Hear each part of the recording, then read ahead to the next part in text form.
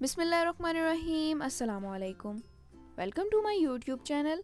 आज हम आपको बताएंगे कि आप घर पर किस तरह से हल्दी को सुखा सकते हैं और उसको स्टोर करने का तरीका क्या है। यहाँ पर हमने साबुत हल्दी ले ली है। ये बिल्कुल अदरक से मिलती जुलती होती है।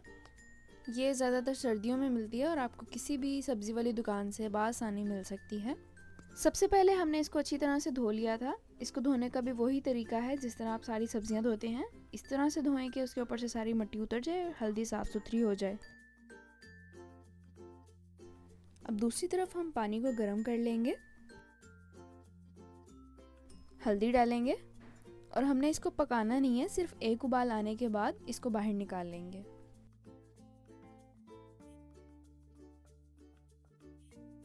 एक उबाल आ चुका है। अब हल्दी को बर्तन में निकाल लेंगे।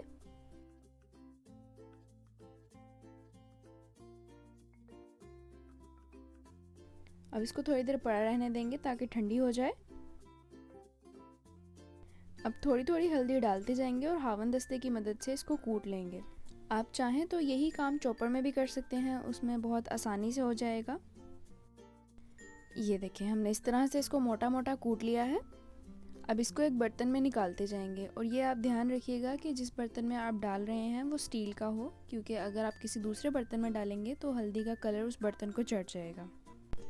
अब ये हल्दी सूखने के लिए बिल्कुल तैयार है। ये देखें, हमने इसको दो बर्तनों में डालकर फैला दिया है ताकि आसानी से सूख जाए। जब तक हल्दी मुकम्मल तौर पर खुश्क नहीं हो जाती हम इसको धूप में रखेंगे।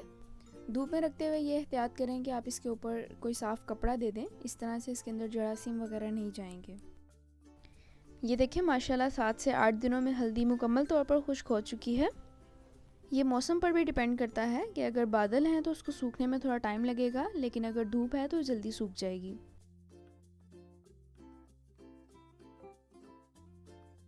अब हल्दी को ग्राइंड करके बिल्कुल फाइन पाउडर बना लेंगे।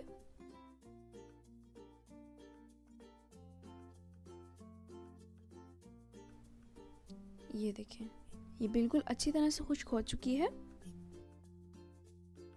ये देखें, हमने सारी हल्दी को ग्राइंड कर लिया है। ग्राइंड करने के बाद हमने हल्दी को स्ट्रेन किया तो मोटे मोटे ज़र्रात बच गए थे, उनको हमने दोबारा से ग्राइंड किया और पाउडर बना लिया।